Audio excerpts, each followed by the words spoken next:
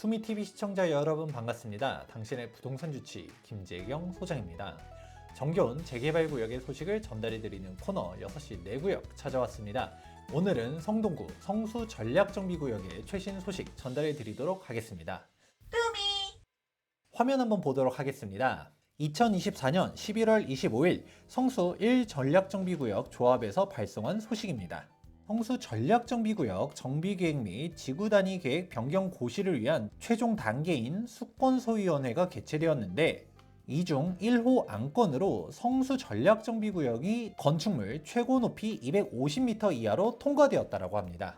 정말 기다리던 반가운 소식이라고 할 수 있는데요. 성수 전략정비구역은 과거부터 초고층 건축에 대한 꿈들이 있었는데 드디어 초고층 건축이 가능해졌습니다. 따라서 이번 시간에는 성수 전략정비구역이 초고층 건축이 가능해질 때까지의 히스토리를 한번 정리해볼까 합니다. 성수 전략정비구역 초고층의 꿈은 오세훈 전 서울시장 재임 당시 한강 르네상스 계획과 함께 시작하였는데요. 5개의 전략정비구역 중 하나로 한강변, 평지, 초고층, 그리고 강변북로 지하화 사업까지 확인해 보실 수가 있는데요. 그러나 오세훈 시장 다음으로 박원순 서울시장 9년 동안 성수 전략정비구역은 사실상 표류하게 되었습니다. 2019년도 9월달 기사만 살펴본다 하더라도 성수 전략정비구역은 건축심의가 반려되는 수모를 겪게 되었는데요. 건축심의의 내용보다도 트집들을 잡으면서 성수 전략정비구역의 심의를 차일피일 미뤄왔습니다. 이는 많은 사람들이 알다시피 초고층 건축에 대한 불만이나 다름없었는데요. 성수 전략정비구역 같은 경우는 박원순 전 서울시장 재임 당시에는 2030 서울도시기본계획에 따라서 35층 룰이 있었는데요. 박원순 서울시장 재임 기간 9년 동안은 무언가를 하고 싶다 하더라도 할 수가 없었습니다. 그러나 성수 전략정비구역 같은 경우는 사정이 달랐었는데요. 바로 2011년도 2월 박원순 서울시장 재임 전에 성수 전략정비구역 정비구역 지정고시가 있었기 때문입니다. 해당 고시문에 따르면 150m 이하 최고 50층 이하로도 건축할 수 있도록 계획이 되어 있었습니다. 따라서 법적으로는 50층 건축이 가능하다 보니까 건축심의 과정에서 너네는 층수를 낮춰라 라고 말은 하진 못했었지만 다른 오만 가지 핑계들을 대면서 건축심의를 내주지 않았습니다. 당시 하도 인허가가 나지 않자 조합장들이 서울시장을 만나러 갔었는데 비공식적이지만 35층으로 설계를 변경하게 되면 그 즉시 건축심의를 내주겠다라는 말들도 있었습니다. 그러나 조합원들은 35층 안을 받아들이지 않았었고 지금까지 사업이 지연되게 된 결정적인 원인이기도 합니다. 하지만 박원순 서울시장에서 오세훈 서울시장 체계로 변경된 이후 상황이 달라졌는데요. 오세훈 서울시장 같은 경우는 2040 서울도시기본계획을 발표하면서 본격적인 초고층 건축에 대한 길도 열어줬기 때문입니다. 이와 동일선상으로 2023년 6월달 성수 전략정비구역 높이 규제를 완화하는 안에 대해서도 발표가 되었습니다. 이때 본격적으로 높이 계획이 변경된 지구단위 계획 안이 확정될 예정이라고 기사가 났는데요. 그리고 2023년 6월 달에 또 하나 결정된 사실이 있는데요. 바로 성수 전략정비구역 앞 강변북로 덮개공원 확정입니다. 강변북로 덮개공원을 성수 1지구부터 3지구까지 성수동에서도 한강변 접근성을 강화시키는 한편 강변북로 소음이 차단되는 효과 및 내 집 바로 앞에 수변공원이 생긴다라는 소식에 다들 환영하는 분위기입니다. 이러한 서울시의 발표에 힘입어서 많은 조합원들은 초고층에 대한 기대감이 높았었는데요. 그러나 압구정 재건축에서 70층을 추진하자 서울시는 50층으로 제한했었다. 초고층 건축이 가능한 여의도조차도 주거용 건축물의 높이는 200m로 제한을 걸었었는데 주거지역인 압구정에서 초고층 건축은 어려울 수 있다라는 부정적인 의견들이 나오기 시작했습니다. 성수 전략정비구역도 초고층 건축이 과연 가능할까에 대하여 우려의 시선을 보내던 분들이 있었는데요. 이번 성수 전략정비구역 지구단위 계획안 심의 가결로 인하여 이런 우려들은 말끔히 해결이 되었습니다. 그만큼 성수 전략정비구역의 이번 소식은 많은 조합원들이 기다리던 내용이라고 볼 수 있습니다. 특히 높이 250m에 주목해 보시면 좋을 것 같은데요. 과거 성수 전략정비구역이 150m에 50층 이하였었던 것을 고려해 보게 되면 무려 100m나 높아졌음을 확인해 보실 수가 있습니다. 250m의 의미를 한번 살펴보도록 하겠습니다. 일반적으로 아파트 한 층의 높이를 3m로 잡게 되는데요.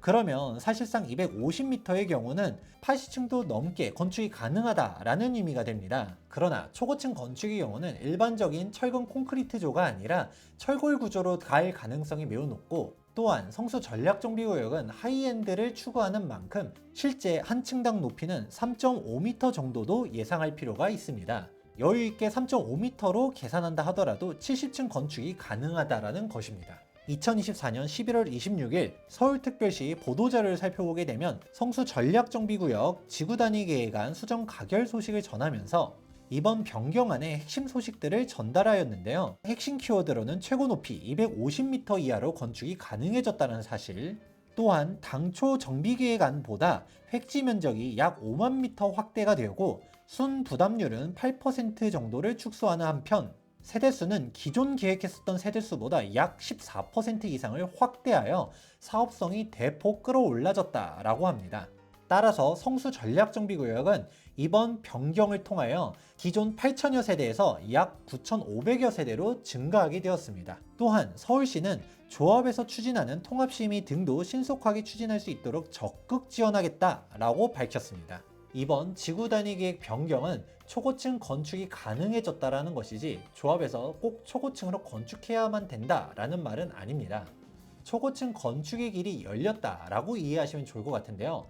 그러나 저는 성수 전략정비구역은 초고층 건축을 하는 게 훨씬 더 고품격의 단지가 될 것이라고 믿어 의심치가 않습니다. 초고층 건축의 최대 장점은 한강조망 세대수가 획기적으로 증가한다는 것에 있습니다.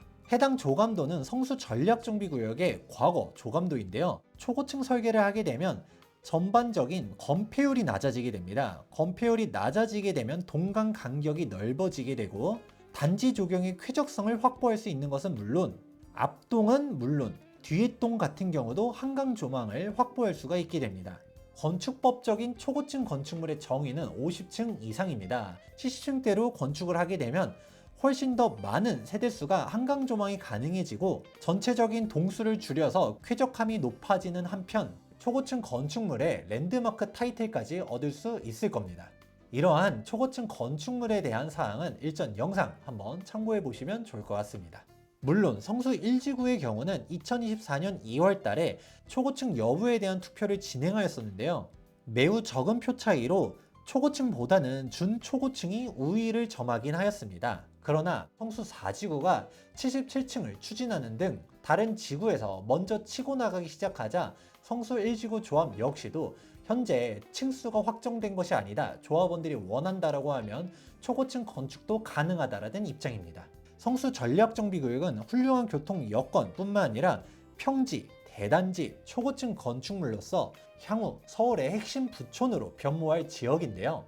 이러한 성수 전략정비구역은 현재 1지구부터 4지구까지는 모두 다 건축심의 단계로서 속도 차이는 없습니다. 모두 다 사업성이 훌륭하지만 아무래도 가장 선호하는 구역은 성수 1지구, 그 다음으로는 4지구, 2, 3지구 순으로 선호하게 되고, 실제 가격의 경우도 성수 1지구 같은 경우는 23억에서 24억, 4지구의 경우는 22억에서 23억, 2, 3지구의 경우는 20억에서 21억 선의 시세가 형성되어 있습니다. 개인에 따라 5억 정도 대출을 받게 된다고 했을 때 실제 투자 금액을 계산해 보시면 좋을 것 같은데요. 이 금액 자체가 정말 저평가되어 있다고 보고 있습니다. 현재 한남뉴타운의 경우는 시세가 먼저 움직이기 시작하면서 33평형을 매수하기 위해서는 투자 금액만 25억이 넘게 필요한데요. 시세 차이가 4억에서 5억도 넘게 차이가 나고 있는 상황입니다. 성수 전략정비구역 같은 경우는 단점이자 장점 중 하나가 토지거래 허가구역이 지정이 돼 있다는 것입니다. 이러한 토지거래 허가구역 때문에 매매 시세가 눌려있다는 것은 조합원들 입장에선 단점, 매수자들 입장에서는 토지거래 허가구역을 뚫고 매수할 수 있다고 하면 상대적으로 저평가된 금액에 매수할 수 있는 기회이기도 합니다. 25일자 서울시 보도자료도 참고해보시면 좋을 것 같은데요. 성수 전략정비구역 덕계공원 디자인 공모작도 선정하였는데요. 향후 성수 전략정비구역에 덕계공원이 완성되게 되었을 때 서울의 또 하나의 명소가 될 것으로도 기대가 됩니다. 성수 전략정비구역 지구단위 계획안이 확정된 만큼 이제 본격적인 건축 심의와 함께 다가오는 2025년도에는 시공사 선정도 치열할 것으로 예상이 되는데요. 포스코 ENC는 성수 사무소를 개소하면서 하이엔드 브랜드인 OTL을 앞세워서 본격적인 수주전에 참여하였고, 현대건설의 경우는 이미 성수 사무소가 있는 것은 물론 자사의 하이엔드 브랜드인 DH에 대한 광고까지 하면서 성수 전략정비구역에 적극적인 수주 의사를 표시하고 있습니다. GS건설에서도 적극적인 홍보를 진행하는 등 성수 전략정비구역은 메이저 건설사들의 이목이 집중된 상황입니다. 성수 전략정비구역은 지금이 가장 저평가라고 보고 있습니다. 본격적인 수주전이 열리게 되면 성수 전략정비구역에 이목이 집중되면서 본격적으로 가격이 상승될 것입니다. 앞으로 성수 전략정비구역의 행보를 지켜봐 주시기 바랍니다. 오늘 영상이 도움되셨다면 좋아요와 구독하기 눌러주시기 바랍니다. 지금까지 부동산 주치 김재경 소장이었습니다. 감사합니다.